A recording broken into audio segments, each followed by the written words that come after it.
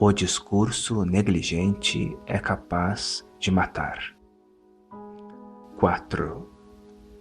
Consciente do sofrimento causado pelo discurso negligente e pela inabilidade em ouvir os outros, comprometo-me a cultivar o discurso amoroso e procurar escutar profundamente, a fim de levar aos outros a alegria e a felicidade e aliviá-los de seu sofrimento. Sabedor de que as palavras podem gerar felicidade ou sofrimento, comprometo-me a aprender a falar sinceramente, com palavras que inspirem autoconfiança, alegria e esperança. Estou determinado a não espalhar boatos e a não criticar ou condenar coisas das quais não esteja certo. Abster-me-ei de pronunciar palavras que possam causar divisão ou discórdia, ou que possam provocar a separação da família ou da comunidade.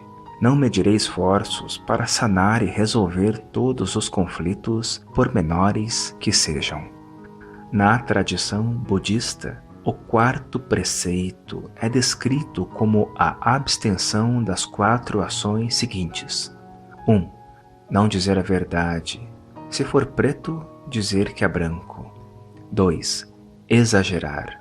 Inventar alguma coisa ou a descrever como sendo mais bela do que realmente é ou muito feia quando na verdade não o for. 3. Ter 2 caras. Dizer uma coisa para uma pessoa e exatamente o oposto para outra. 4. Empregar linguagem obscena. Insultar ou ofender as pessoas. Este preceito nos exorta a não mentir, a não dizer coisas que possam destruir amizades e relacionamentos, e sim a usar um discurso saudável e carinhoso. Ele é tão importante quanto o terceiro preceito para impedir que as famílias se desintegrem. Falar leviana ou irresponsavelmente pode nos destruir, porque quando mentimos, perdemos a fé na nossa beleza e perdemos a confiança dos outros. Precisamos dissolver todos os preconceitos, barreiras e muros e ficar vazios a fim de ouvir e fazer um exame profundo antes de poder pronunciar uma única palavra. Quando temos cuidado com o que dizemos, estamos protegendo nossa família e nossa sociedade.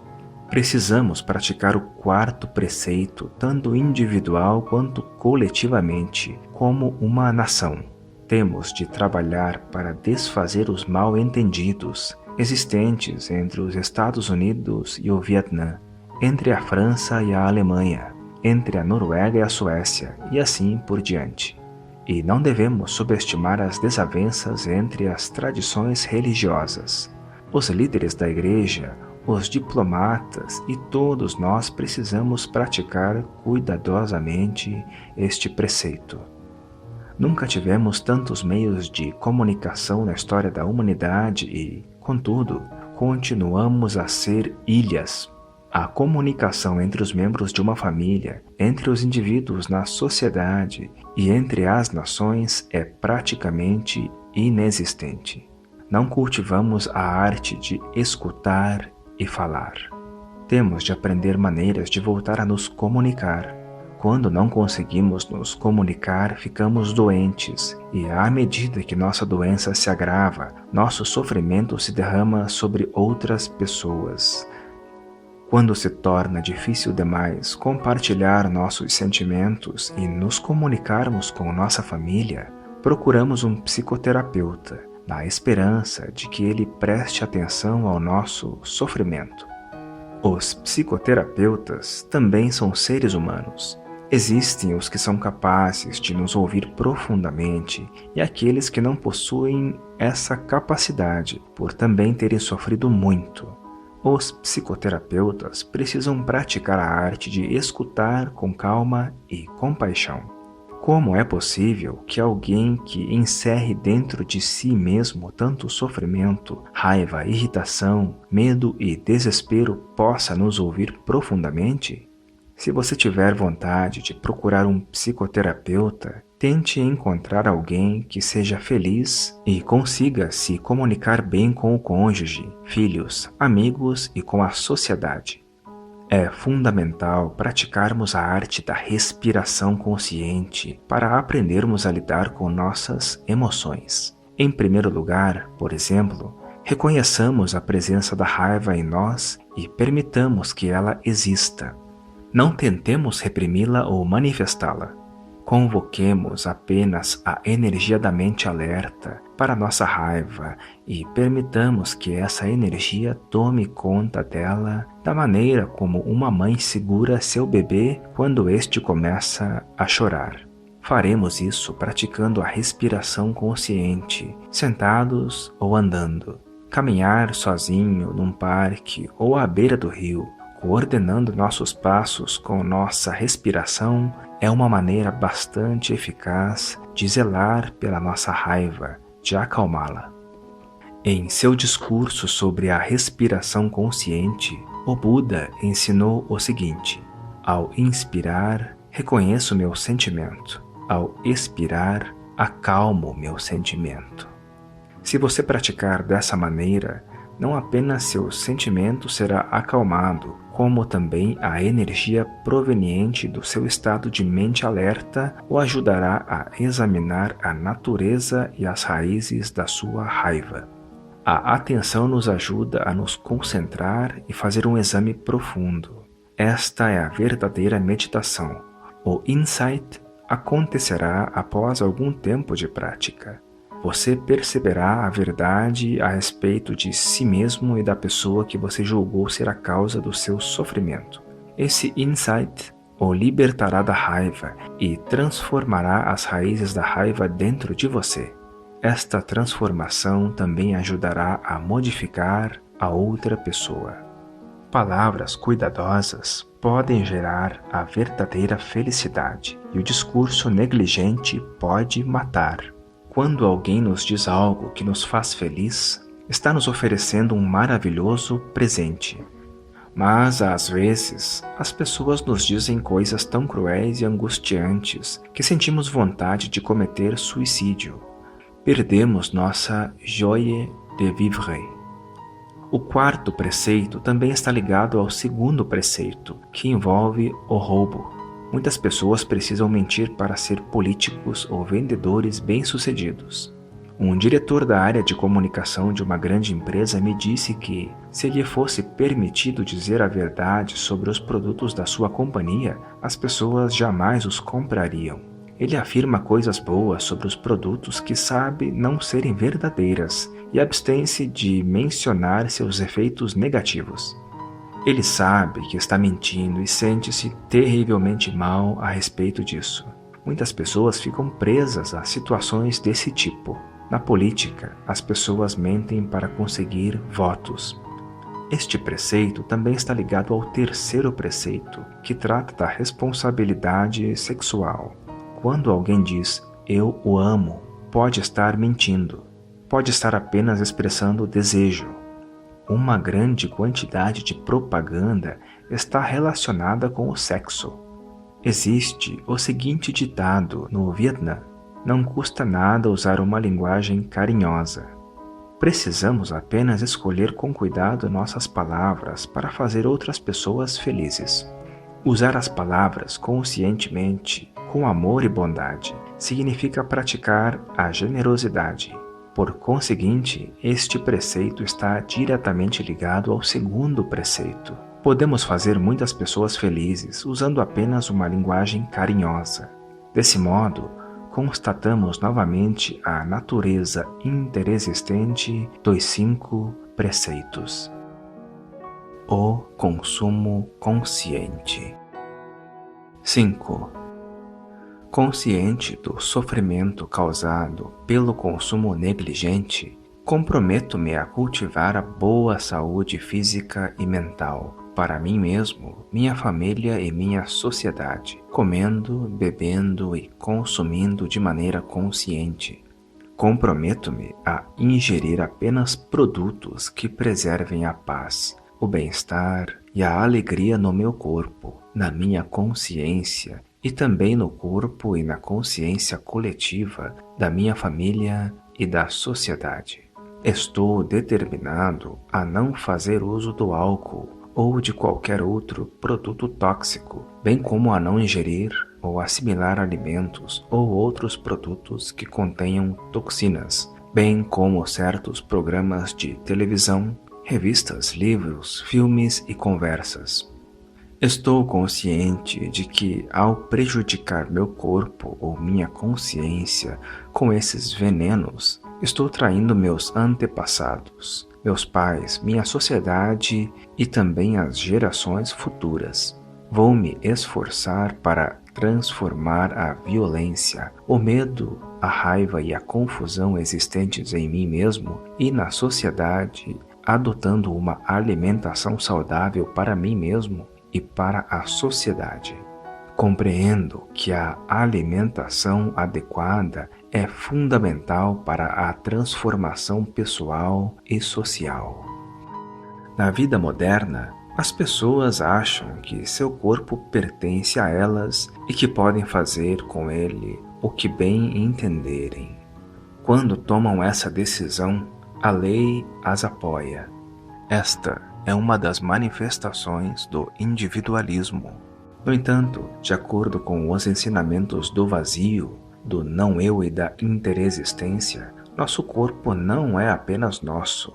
Ele também pertence a nossos antepassados, a nossos pais, às gerações futuras e a todos os outros seres vivos. Todas as coisas, até mesmo as árvores e as nuvens, se reuniram para produzir a presença do nosso corpo. Conservar nosso corpo saudável é a melhor maneira de expressar nossa gratidão a todo o universo, a nossos antepassados e também de não trair as gerações futuras. Devemos praticar este preceito com todas as pessoas. Se estivermos saudáveis, todos podem se beneficiar. Se formos capazes de sair da concha do nosso pequeno eu, perceberemos que estamos interligados a todos e a tudo, que cada ato nosso está relacionado com toda a humanidade e todo o universo. Manter a mente e o corpo saudáveis significa praticar a bondade com todos os seres. O quinto preceito diz respeito à saúde e à cura.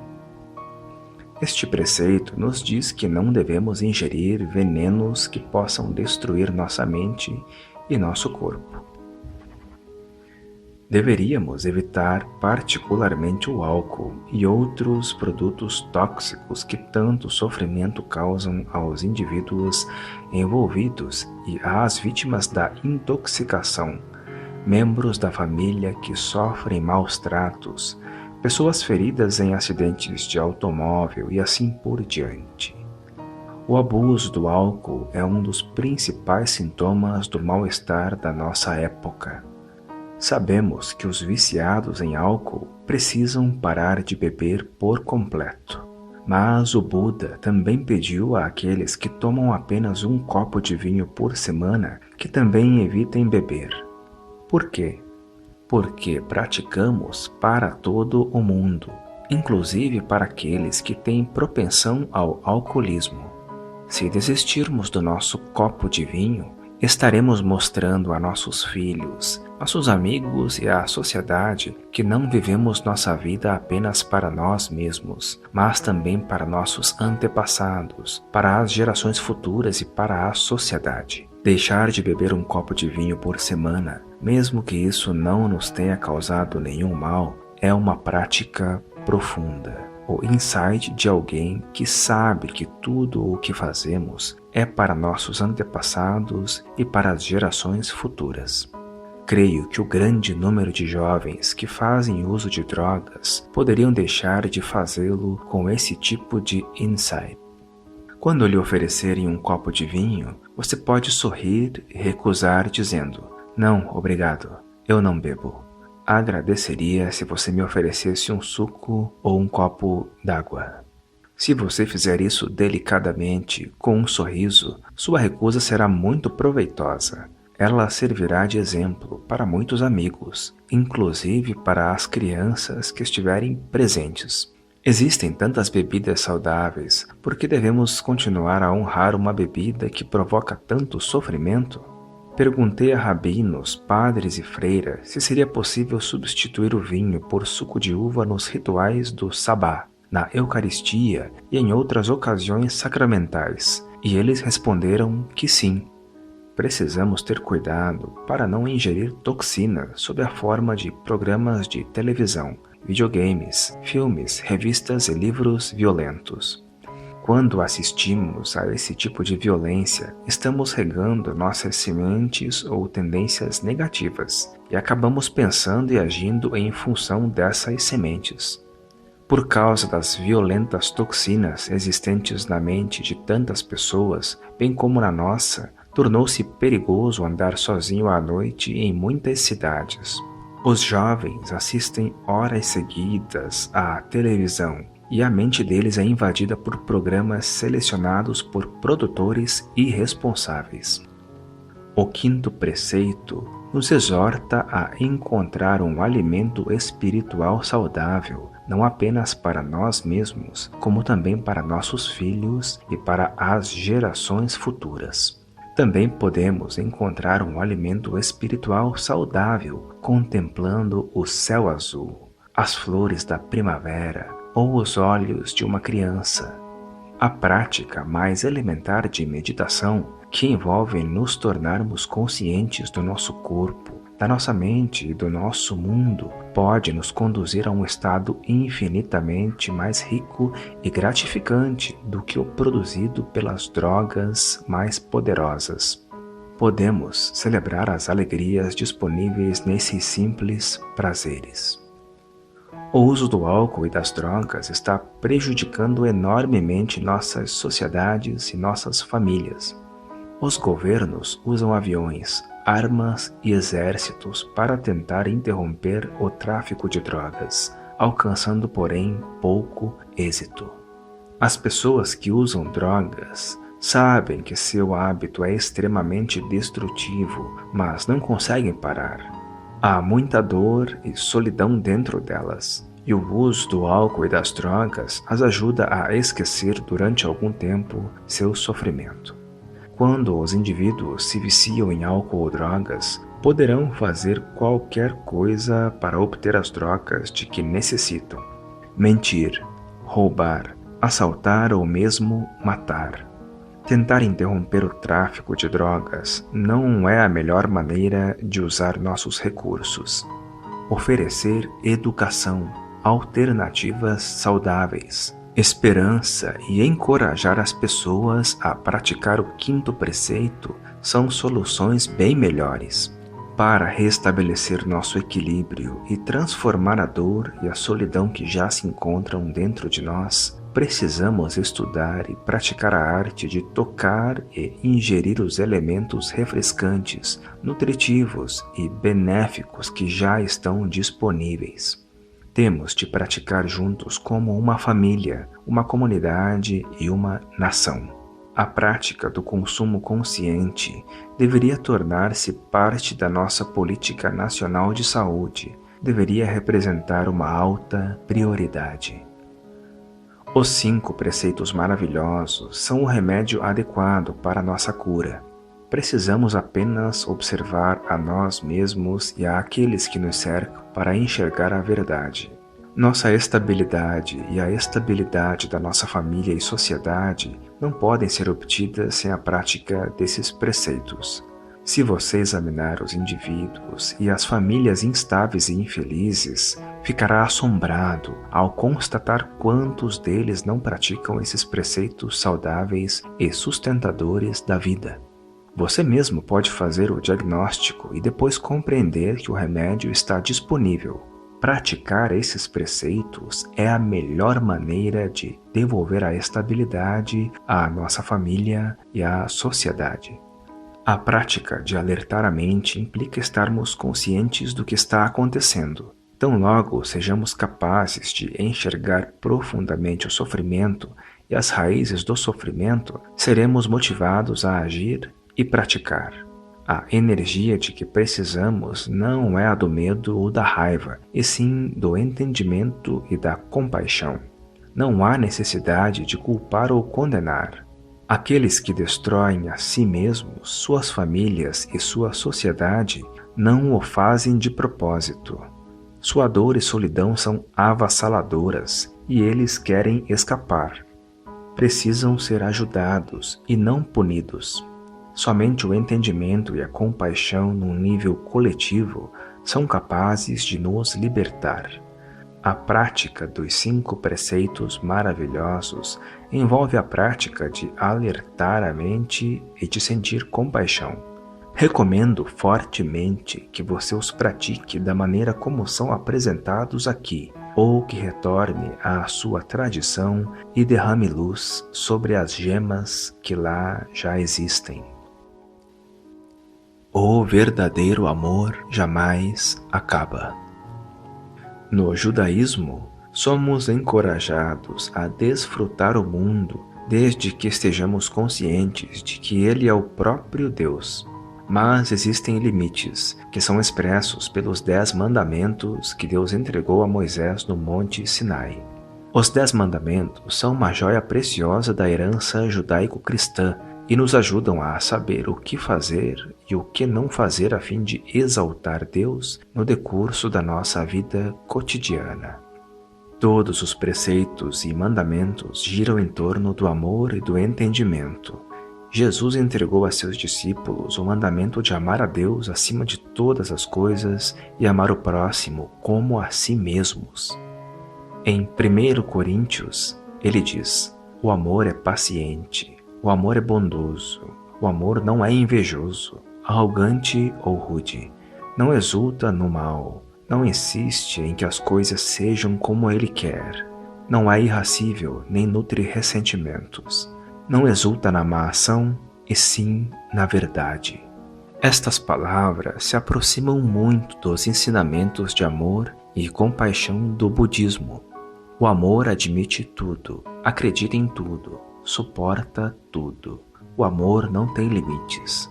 O amor jamais acaba. O amor renasce indefinidamente. O amor e o carinho do Cristo renascem em cada um de nós, bem como o amor do Buda. Se invocamos o nome do Buda ou rezamos para Cristo, mas não praticamos pessoalmente o amor e a compreensão, algo está errado. Se amamos alguém, temos de ser pacientes. Só podemos ajudar uma pessoa a transformar suas sementes negativas se formos pacientes e delicados.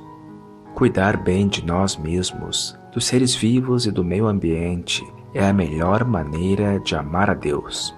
Esse amor torna-se possível quando compreendemos que não somos separados dos outros seres ou do ambiente. Este entendimento não pode ser meramente intelectual. Precisa ser experimental, o insight obtido através do contato e do exame profundo numa vida diária de prece, contemplação e meditação. O amor não exulta na má ação. O amor nos ensina a não agir de maneira que possa causar sofrimento agora ou no futuro.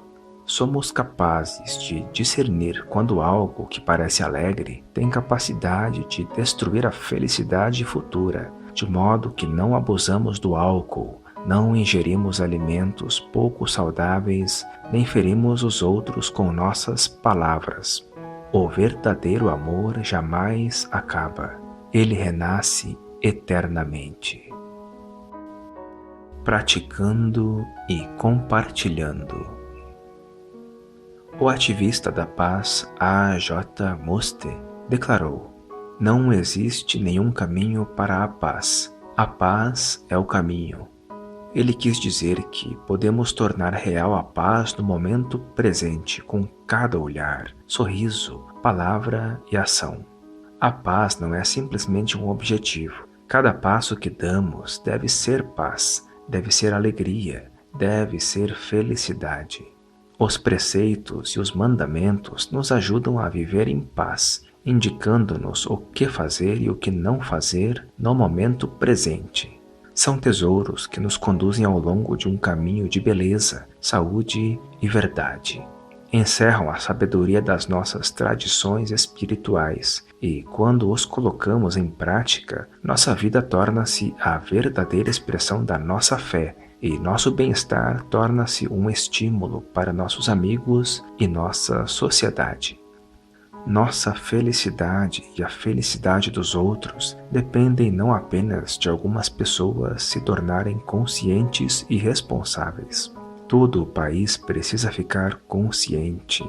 Os preceitos e os mandamentos precisam ser respeitados e praticados pelos indivíduos e por toda a nação. Quando um número muito grande de famílias se desintegra, a estrutura da sociedade se dilacera. Precisamos examinar profundamente esta questão a fim de compreender a natureza desses preceitos e mandamentos. Todos precisam participar do trabalho. Para que nosso mundo tenha um futuro, necessitamos de diretrizes básicas de comportamento. Elas são o melhor remédio disponível para nos proteger da violência existente em toda parte. Colocar em prática os preceitos ou mandamentos não é uma questão de reprimir ou limitar nossa liberdade. Os preceitos e os mandamentos nos oferecem uma maneira maravilhosa de viver e podemos praticá-los com alegria. Não é uma questão de forçar a nós mesmos ou os outros a obedecer a regras. Nenhuma tradição isolada monopoliza a verdade. Precisamos reunir os melhores valores de todas as tradições e trabalhar em conjunto para eliminar as tensões existentes entre elas a fim de dar uma chance à paz. Precisamos nos reunir e procurar profundamente maneiras de ajudar as pessoas a reimplantar suas raízes. Precisamos oferecer o melhor plano de saúde física, mental e espiritual para nossa nação e para a Terra. Para que um futuro seja possível, aconselho-os a estudar e pôr em prática os melhores valores da sua tradição religiosa e compartilhá-los com os jovens de uma forma que eles possam compreender. Se meditarmos juntos como uma família, uma comunidade, uma cidade e uma nação, seremos capazes de identificar as causas do nosso sofrimento e descobrir uma saída.